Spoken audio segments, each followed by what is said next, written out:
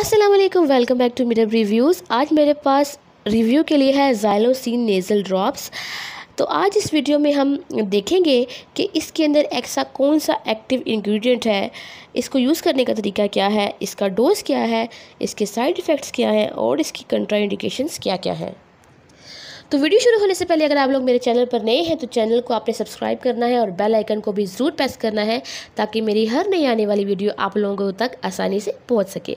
तो सबसे पहले बात करते हैं ज़ाइलोसिन में मौजूद एक्टिव इंग्रेडिएंट की। तो इसमें ज़ाइलोमिडाज़ोलिन पाया जाता है। ज़ाइलोमिडाज़ोलिन जो है वो ख़ास तौर पर नेज़ल डी कंजेस्टेंट के तौर पर इस्तेमाल किया जाता है। मतलब जब हमारा नाक बंद हो जाता है, किसी भी वजह से नज़ला ज़ुकाम या एलर्जी की वजह से हमारा नाक बंद हो जाता है, तो बंद नाक को खोलने के लिए इसके ड्रॉप्स को यूज़ किया जाता है।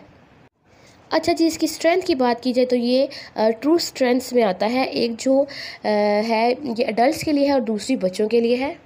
और अडल्ट स्ट्रेंथ है 0.1% वेट बाय वेट और जो बच्चों की स्ट्रेंथ है वो 0.5% वेट बाय वेट। तो अब बात करते हैं इसकी डोज़ की।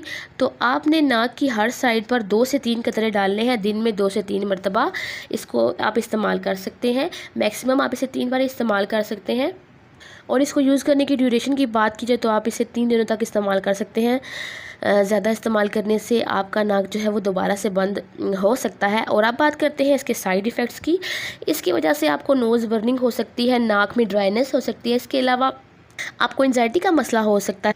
तो बेहतर ये होगा कि आप इसका ओवरडोज ना करें। तो लास्ट में बात करते हैं कि इसकी कंट्राइंडिकेशंस क्या हैं, यानी कि कौन से पेशेंट्स इसको इस्तेमाल नहीं कर सकते।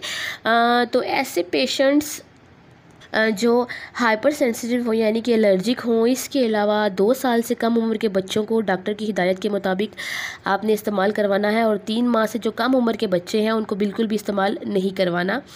और जो हार्ट पेशेंट्स हैं वो भी अपनी डॉक्टर की प्रिस्क्रिप्शन के बाद ही इसको इस्तेमाल कर सकते हैं। और जब भी कोई भी मेडिसिन यूज़ करें, कोई भी वीडियो देख के, मेरी वीडियो देखें या किसी और की वीडियो देख के आप वो मेडिसिन यूज़ मत किया करें। अपने डॉक्टर की प्रिस्क्रिप्शन के बाद ही आप उसको इस्तेमाल करें। मेरा वीडियो बनाने का मकसद ये नहीं कि आप मेरी वीडियो देख के कोई मेडिसिन यूज़ करें। मैं सिर्फ आपके साथ इसका रिव्यू कर रही हूँ। अगर आप लोगों को वीडियो अच्छी लगती है तो चैनल को सब्सक्राइब आप लोगों ने ज़रूर करना है, वीडियो को लाइक करना है।